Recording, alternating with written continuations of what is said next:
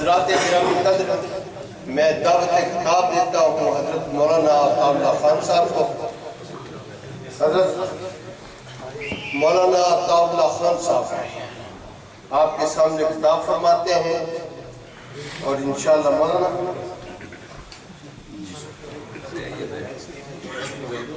جی کرسی پر کوئی بات نہیں، آپ تشریف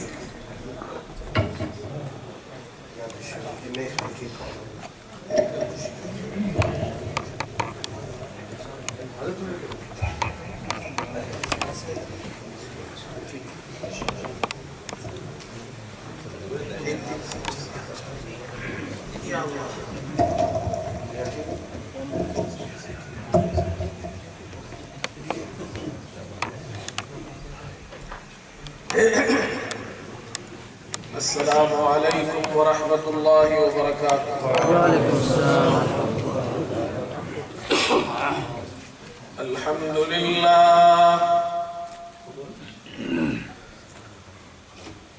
الحمدللہ وکفى وسلام علی عباده الذین اصطفى۔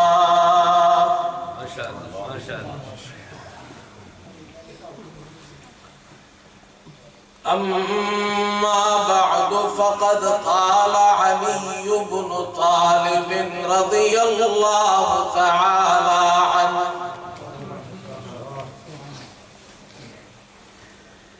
إن نبيكم صلى الله عليه وسلم نبي الرحمة، إن نبيكم صلى الله عليه وسلم نبي الرحمة لم يقتل قتلا ولم يمت فجأة، مرض ليالي وأياما، يأتيه بلال فيؤذن بالصلاة وهو يرى مكاني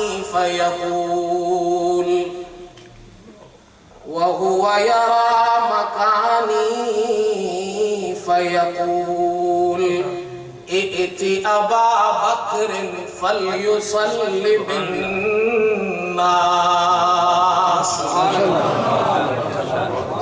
وهو يرى مكاني فيقول ائت أبا بكر فليصل بالناس۔ فلما قبض رسول الله صلى الله عليه وسلم نظرت في أمري فإذا الصلاة عزم الإسلام وقوام الدين، فرضينا لدنيانا من رضيه رسول الله صلى الله عليه وسلم لديننا، فبايعنا أبا بكر۔ رواه ابن سعد في الطبقات، وابن عبد البر في التمهيد، وابن عساكر في تاريخ دمشق۔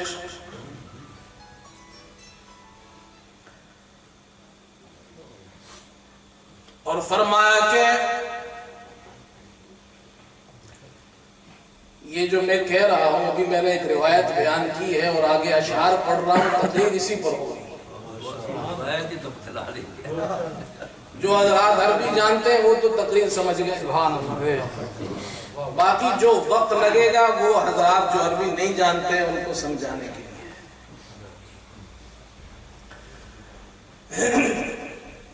فرمایا کہ علی بایع الصدیق حقا،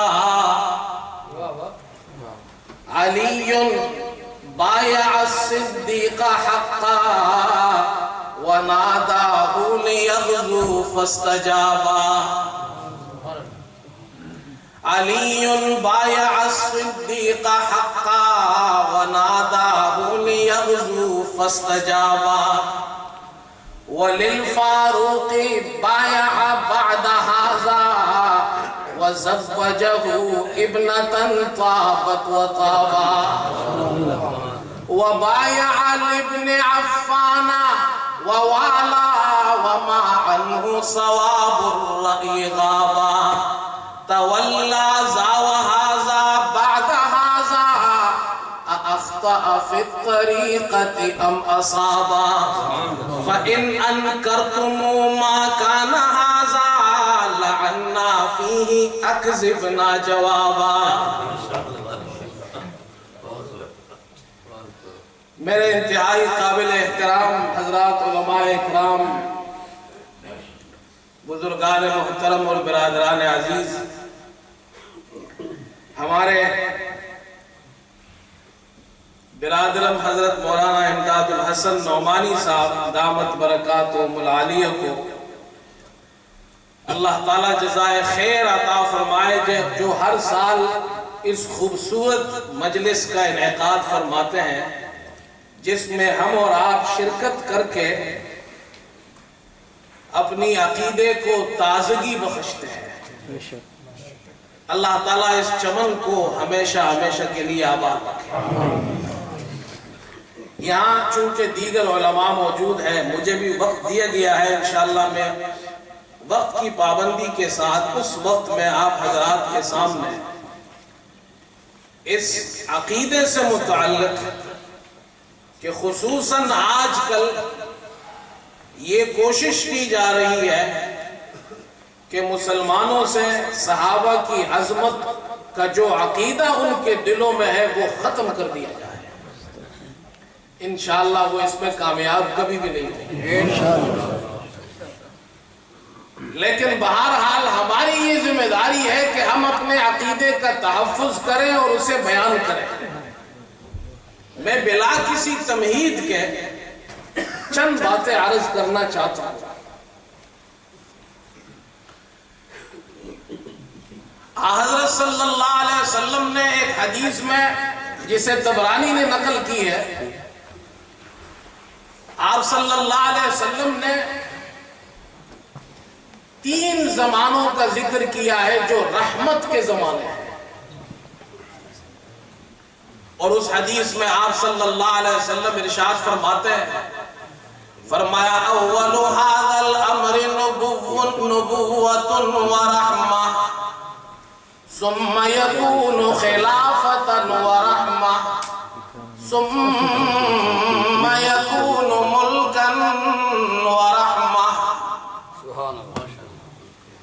ابتداء اسلام جب حضور پاک علیہ السلام کی بعثت ہوئی اور آپ کی وفات تک دنیا سے پردہ فرمائے جانے تک کا جو زمانہ ہے، یہ آپ نے فرمایا نبوت اور رحمت کا زمانہ ہے. اس کے بعد آپ نے فرمایا خلافت اور رحمت کا زمانہ ہے جو خلفائے راشدین کا زمانہ ہے، جو سن 40 ہجری تک رہا ہے. اس کے بعد آپ نے فرمایا پھر ملک اور رحمت کا زمانہ ہے جس کی ابتدا حضرت معاویہ رضی اللہ تعالی عنہ کی ملک سے ہوئی ہے، آپ کی بادشاہت سے ہوئی ہے، وہ بھی رحمت کا زمانہ ہے. اور اگر وہ صرف حضرت معاویہ رضی اللہ تعالی عنہ کے زمانے کو آپ دیکھیں تو سن 60 ہجری تک یہ ملک اور رحمت کا زمانہ اتنا طویل زمانہ ہے. اب یہ جو درمیان والا زمانہ ہے خلافت اور رحمت کا زمانہ ہے جو خلفائے راشدین کا زمانہ کہلاتا ہے. جو حضرات روافض یہ کہتے ہیں کہ حضرت علی رضی اللہ تعالی عنہ کی خلافت منسوس ہے اور وہ پہلے خلیفہ ہے، یہاں تک کہ ان کی اذان میں بھی یہی آواز لگائی جاتی ہے، اشہد ان امیر المومنین علی ولی اللہ ووصی رسول اللہ وخلیفتہم بلا فصل. یہ آواز وہ لگاتے ہیں 5 وقت تو نہیں ہوتی، بہرحال وہ 3 وقت جو بھی ہے وہ یہ آواز لگاتے ہیں۔ اب آپ اس مسئلے پہ تھوڑا سا غور فرمائیے، اور خاص طور پر جو نوجوان ہیں ہم اپنے عقیدوں کا تحفظ کریں۔ ہم حضرت علی رضی اللہ تعالی عنہ کو خلیفہ راشد مانتے ہیں، خلیفہ رابع مانتے ہیں، لیکن خلیفہ اول نہیں مانتے۔ خلیفہ اول ابو بکر صدیق رضی اللہ عنہ، پھر حضرت عمر رضی اللہ تعالی، پھر حضرت عثمان رضی اللہ تعالی عنہ۔ یہ ترتیب اب اندازہ لگائیے۔ حضور پاک علیہ السلام کی وہ حدیث ابو داؤد نے نقل کی ہے، دوسرے محدثین نے بھی نقل کی ہے، لیکن ابو داؤد کے الفاظ یہ ہے، آپ صلی اللہ علیہ وسلم نے فرمایا الخلافت 30 سنہ ثم یؤتی اللہ الملک او ملکہ من یشاء۔ خلافت 30 سال تک رہے گی میرے بعد، منہاج نبوت جو خلافت و رحمت کا زمانہ ہے وہ سن 40 تک رہے گا، 30 سال تک۔ اور پھر دوسری حدیث میں آپ نے ارشاد فرمایا، جو مشہور حدیث ہے ہم اور آپ سنتے ہیں، آپ نے فرمایا علیکم بسنتی و سنت الخلفاء الراشدین، میری سنت اور خلفاء راشدین کی سنت پہ چلو۔ اب یہ عربی زبان میں خلفاء خلیفہ کی جمع ہے، اور جمع کے کم از کم افراد کتنے ہوتے ہیں؟ 3 سے زیادہ ہو سکتے ہیں۔ یہ دونوں صحیح حدیثیں ہیں، ان دونوں حدیثوں کو آپ رکھیے سامنے۔ اگر حضرت علی رضی اللہ تعالیٰ عنہ پہلے خلیفہ ہوتے تو ان کی وفات کب ہوئی، شہادت کب ہوئی؟ سن 40 میں، رمضان میں، 21 رمضان کو۔ تو جو خلافت علی منہاج النبوہ 30 سنہ 30 سال ہے، اس میں ایک خلیفہ ہوتا صرف۔ کتنا ہوتا؟ اور حضور کیا فرما رہے ہیں؟ خلفاء۔ نہیں سمجھ میں آئی بات؟ اس کا مطلب یہ حضور پاک علیہ السلام نے پہلے سے یہ اشارہ دے دیا تھا کہ خلیفہ اس دور میں ایک نہیں ہوگا، ایک سے زیادہ ہوں گے، 2 سے زیادہ ہوں گے، 3 سے زیادہ، کم از کم 3 اور 3 سے زیادہ ہوں گے۔ یہ ایک بات ذہن میں رکھیں۔ دوسری بات، حضرت صلی اللہ علیہ وسلم کی جب وفات ہوئی، آپ دنیا سے پردہ فرما گئے، اس وقت صحابہ اکرام رضوان اللہ علیہم اجمعین پر مصیبتوں کے پہاڑ ٹوٹ پڑے، ان کے دل غم سے بھرے ہوئے تھے، آنکھوں سے آنسو بہہ رہے تھے، یہاں تک کہ دل ان کا رو رہا تھا، بے چین تھے، اضطراب کی حالت میں تھے۔ اور حضرت امی عائشہ رضی اللہ تعالی عنہا اس کی تعبیر اپنے اس شعر میں فرماتی ہے، فرمایا کہ صبت علی مصائب لو انہا، صبت علی مصائب لو انہا، صبت علی الایام سرنا لیالیا۔ مجھ پر پہاڑ، مصیبتوں کے ایسے پہاڑ ٹوٹے ہیں کہ اگر یہ مصیبتیں دنوں پر، ایام پر ٹوٹ پڑتی تو دنیا کے سارے دن جو روشن ہوتے ہیں وہ روشنیاں ظلمتوں سے بدل جاتی ہیں۔ حضرت عمر رضی اللہ تعالی عنہ باوجود جلیل القدر صحابی ہونے کے مسجد میں ہے، اور آپ جانتے ہیں ان کی بہادری کو، ان کی شجاعت کو۔ کون سا ایسا مسلمان ہے جو حضرت عمر رضی اللہ تعالی عنہ کی بہادری سے واقف نہیں؟ مسلمان تو چھوڑیے، سارے دنیا کے غیر مسلم ان کی شجاعت اور بہادری کی داد آج تک دیتے ہیں، لیکن حضرت عمر رضی اللہ تعالی عنہ جیسے صحابی حضور پاک علیہ السلام کا دنیا سے پردہ فرما جانے کا وہ غم برداشت نہ کر سکے، اور تلوار لے کر مسجد میں کھڑے ہو گئے، اور تاریخ کے وہ الفاظ ہیں جو آج تک ہم اور آپ سنتے ہیں کہ جس نے یہ کہا کہ حضور پاک علیہ السلام دنیا میں نہیں ہے، علوت رأسہ بسیفی، میں اس کا سر قلم کر دوں گا۔ صحابہ رو رہے ہیں، پریشان ہیں۔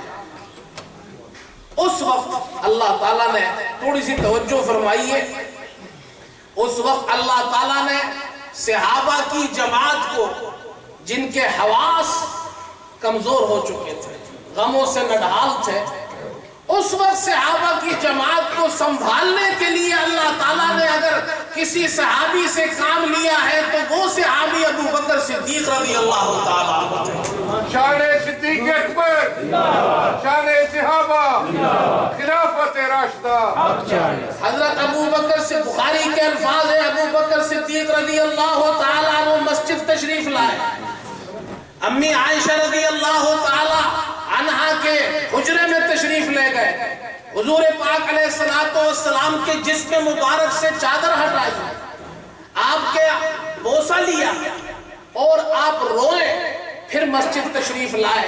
صحابہ کو دیکھا غم سے نڈھال ہے، صحابہ پریشان حال ہے، صحابہ رو رہے ہیں، حضور پاک علیہ السلام کے دنیا سے پردہ فرمائے جانے کا وہ غم ان سے نکل نہیں رہا، اور صحابہ کی جماعت ہے کہ ان کے حواس کمزور ہو رہے ہیں۔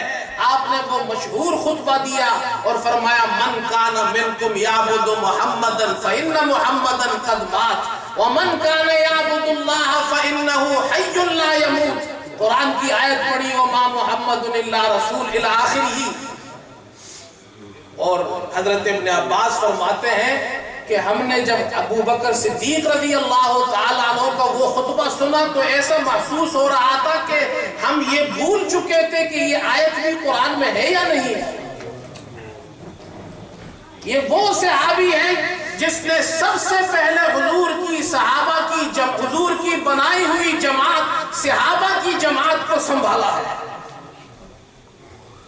اللہ نے یہ کام ابو بکر صدیق رضی اللہ عنہ سے لیا۔ آگے چلیے،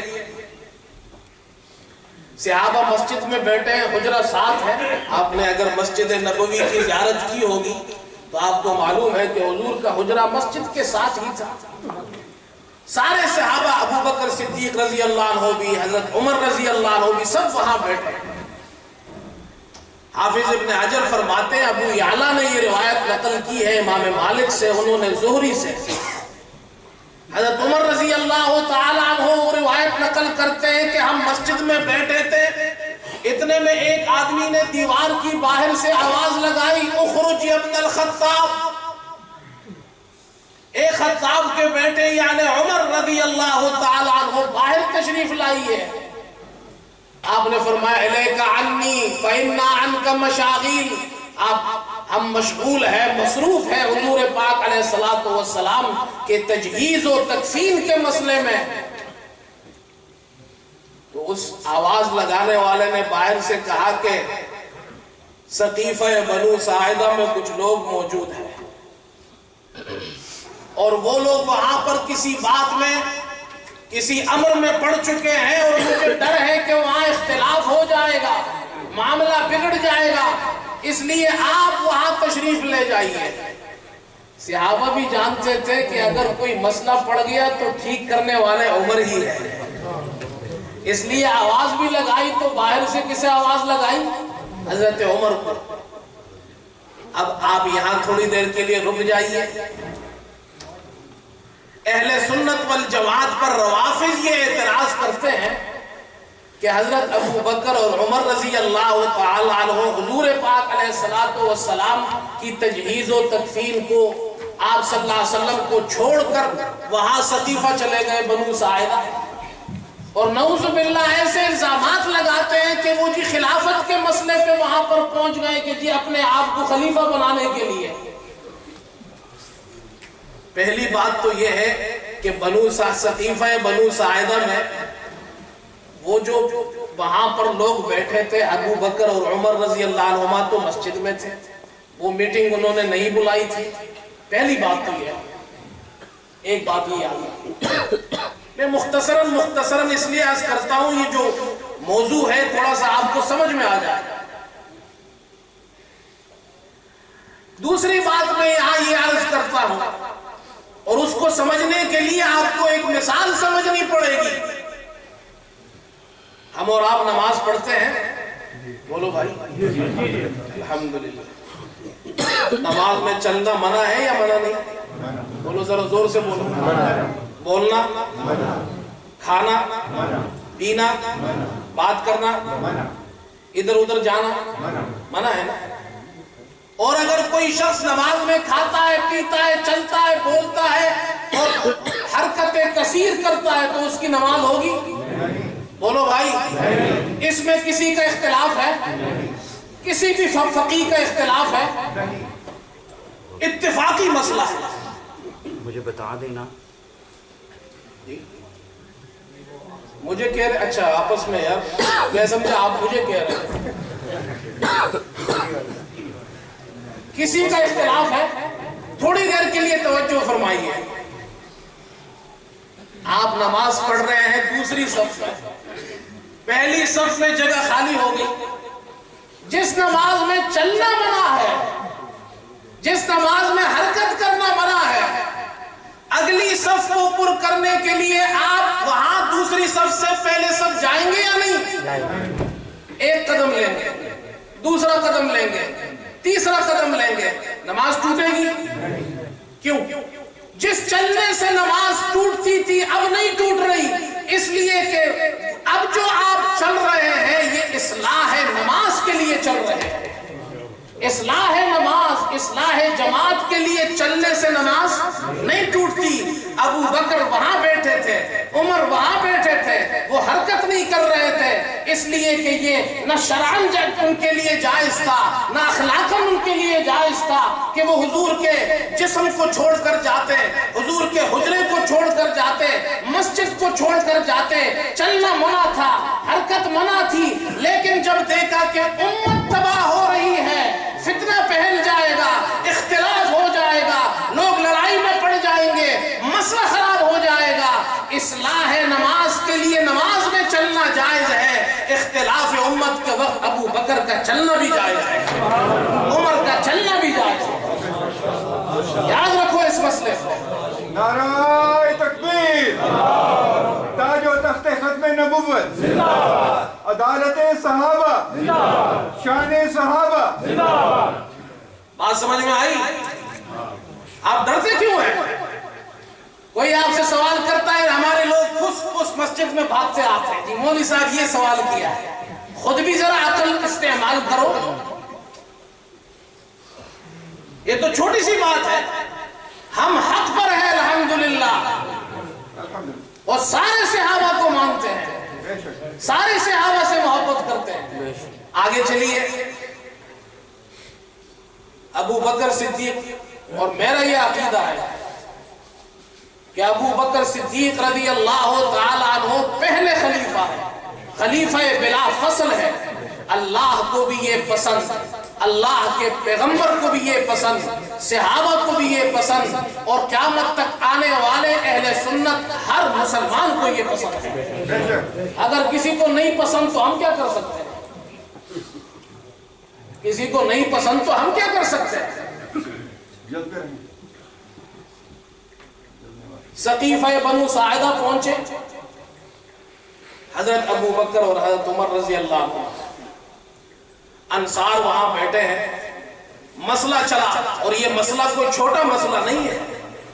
وہ نظام جو حضور پاک علیہ السلام نے بنایا ہے، اسلامی حکومت، اس کی بھاگ دوڑ کس کے ہاتھ میں ہونی چاہیے؟ انصار نے کہا وہ ہمارے ہاتھ میں ہونی چاہیے، اور اپنی فضیلتیں بیان کی کہ ہم نے اسلام کی مدد کی ہے، ہم نے تمہاری مدد کی ہے، ہم نے حضور پاک علیہ السلام کی مدد کی ہے۔ حضرت ابو بکر صدیق رضی اللہ عنہ نے ان کی ساری بات سنی، اور اب آگے سنیے، یہ مجھے آپ سے یہ مسئلہ ضروری بیان کرنا تھا۔ آپ نے فرمایا کہ تمہاری ساری باتیں اپنی جگہ ٹھیک ہیں، اور پھر خود آپ نے انصار کی فضیلت بیان کی، اور وہ حدیث بیان کی کہ میں نے حضور پاک علیہ السلام سے یہ حدیث سنی، اور آپ نے فرمایا لو سلك الناس واديا وسلكت الانصار واديا لسلكت وادي الانصار. دنیا کے سارے لوگ ایک وادی میں چل رہے ہو اور مدینے کے انصار دوسری وادی میں چل رہے ہو تو میں اللہ کا پیغمبر انصار کے ساتھ چلوں گا، ان کے ساتھ نہیں چلوں گا. یہ ہے تمہاری فضیلت. لیکن حضرت سعد وہاں بیٹھے تھے. آپ نے فرمایا اے سعد تجھے وہ وقت یاد نہیں جب حضور پاک علیہ السلام نے یہ ارشاد فرمایا تھا اور تم وہاں موجود تھے ولاۃ ھذا الامر قریش، کہ حکومت اور باغ دوڑ اور خلافت کی ذمہ داری قریش کے لیے ہے کہ وہ اس کام کو سنبھالیں گے. حضرت سعد نے فرمایا صدقت. انصار کے سردار ہیں، آپ نے سچ کہا. نحن الوزراء وانتم الامراء. آپ بادشاہ ہیں قریش والے لوگوں، تم بادشاہ ہو ہمارے، ہم تمہارے وزیر ہیں. لوگوں میں بات ابھی ختم نہیں ہوئی تھی، اتنے میں ایک انصاری کھڑے ہوئے، کہنے لگے منا امیر ومنکم امیر. ایسا کرتے ہیں مہاجرین کی فضیلت والی جماعت، انصار بھی فضیلت والی جماعت، ہم دو بادشاہ بنا لیتے ہیں، دو خلیفہ بناتے ہیں. ایک خلیفہ مہاجرین میں سے ہو، ایک انصار میں سے ہو. یہ کہنا تھا، مجمع میں شور اٹھا، باتیں شروع ہوئی. اتنے میں حضرت عمر رضی اللہ تعالیٰ عنہ کھڑے ہوئے. امام احمد نے روایت نقل کی ہے. اندازہ لگائیے امام احمد نے روایت نقل کی ہے حضرت عمر ابو بکر کی خلافت کو ثابت کرتے ہیں، اور کس طریقے سے ثابت کرتے ہیں. قربان جائیے اس پر، قربان جائیے. اور آپ نے وہ خطبہ ارشاد فرمایا الستم تعلمون. انصار سے آپ نے کہا الستم تعلمون ان محمدا صلی اللہ علیہ وسلم امر ابا بکر فلیصلی بالناس. اور ہمارے محققین فرماتے ہیں یہ سب سے پہلا قیاس تھا جو حضور کی وفات کے بعد حضرت عمر نے خلافت کے مسئلے پر کیا ہے. اسی لیے قیاس ہمارے یہاں حجت ہے. وقت نہیں ورنہ میں آپ کو بتاؤں قیاس کیا چیز ہے. سب سے پہلا قیاس جو حضرت عمر رضی اللہ تعالی عنہ نے حضرت ابو بکر صدیق رضی اللہ عنہ کی خلافت پر کیا ہے. حضرت تشریف لائے ہیں، ہم خوش آمدید کہتے ہیں. نعرہ تکبیر، تاج و تخت ختم نبوت، خلافت راشدہ، علماء دیوبند، امام المناظرین علامہ خالد محمود، امام اہل سنت والجماعت. بہرحال میری باتیں ختم ہونے والی ہے اور تھوڑی سی توجہ کا طلبگار ہوں. حضرت عمر رضی اللہ تعالیٰ عنہ ابو بکر رضی اللہ عنہ کی خلافت پہ استدلال کر رہے ہیں، اور کس چیز سے کر رہے ہیں؟ قیاس سے. اور عجیب جملہ ارشاد فرمایا الستم تعلمون ان رسول اللہ صلی اللہ علیہ وسلم امر ابا بکر فلیصلی بالناس.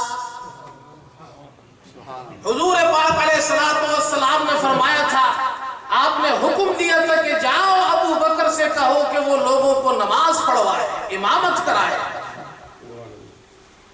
اور اس کے بعد آپ نے پھر صحابہ سے پوچھا کہ تم میں سے کون ایسا شخص ہے جو اس بات کو پسند کرے کہ وہ ابو بکر کی اس فضیلت کے مقابلے میں پھر ان سے آگے بڑھے.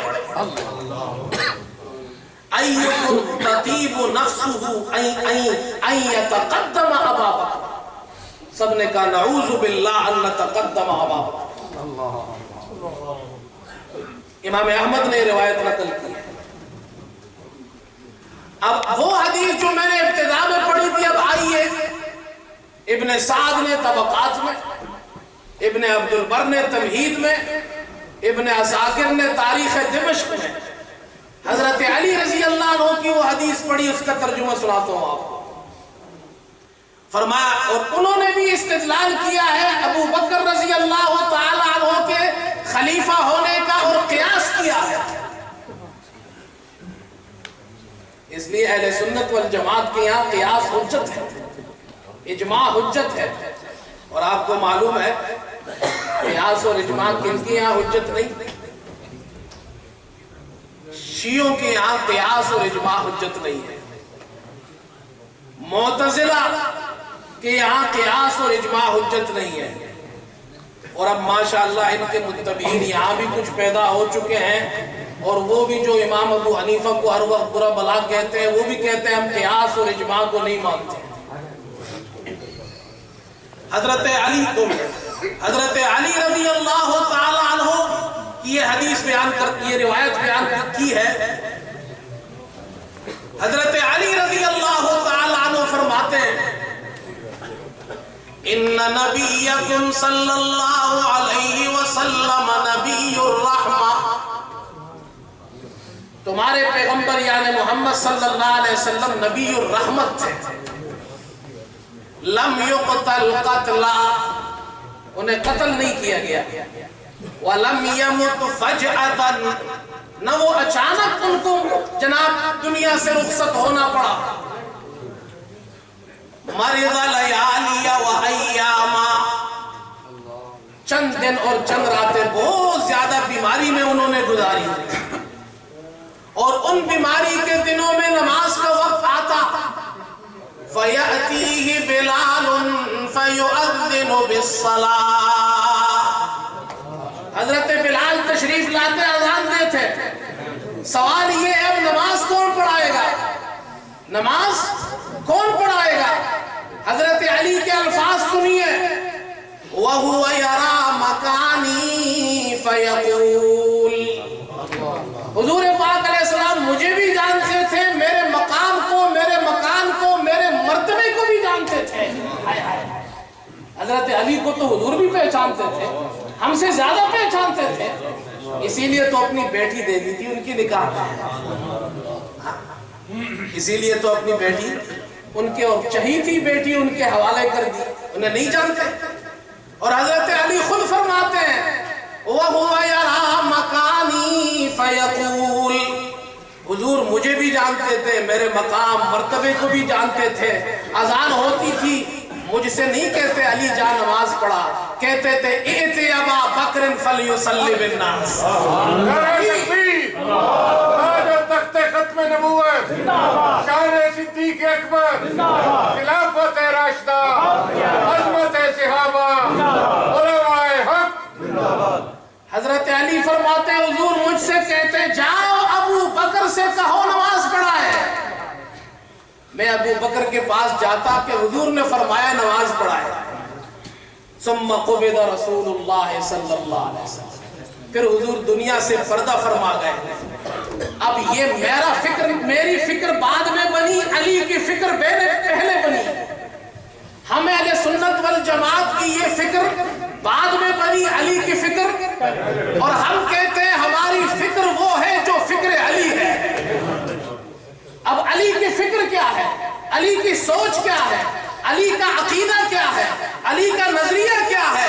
حضرت علی فرماتے حضور پردہ فرما گئے، فَنَظَرْتُ فِي أَمْرِي، میں نے اس مسئلے میں غور و فکر کی، میں نے غور و فکر کی کہ پہلا خلیفہ کون ہونا چاہیے۔ سوچتا رہا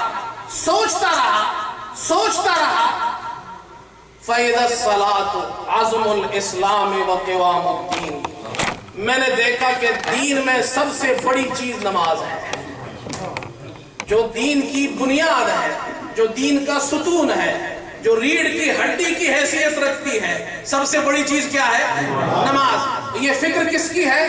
حضرت علی کی۔ ہم فکر علی پر ہیں، بولو بھائی، فکر علی پہ ہے۔ فکر علی پہ کون ہے؟ اہل سنت والجماعت۔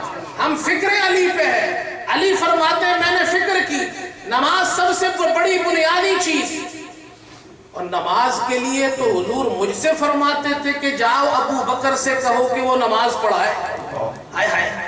تو آگے وہ جملہ سنیے، فرمایا ردینا لدنیانا، ردینا لدنیانا من رضیہ رسول اللہ صلی اللہ علیہ وسلم لدیننا. ہے امامتیں دو ہیں. کتنی ہیں؟ دو. ایک مسجد میں محراب کے اندر کھڑے ہو کر امامت کرنا، اور ایک جب عدالت لگے تو وہاں پر بادشاہ خلیفہ بن کر بیٹھ کر وہاں پر امامت کرنا. حضرت علی فرماتے ہیں میں نے دیکھا کہ محراب میں تو حضور نے ابو بکر کو امام بنایا تھا، پس باہر عدالت میں ہم نے ابو بکر کو امام بنا دیا. فبایعنا ابا بکر. اب بات سمجھ میں آئی؟ ہم فکر علی پر ہے یا نہیں؟ اللہ ہمیں فکر علی پر رکھے. اللہ تعالیٰ آپ حضرات کو جزائے خیر عطا فرمائے. باپ میں بس اسی پر اختتام کرتا ہوں. آپ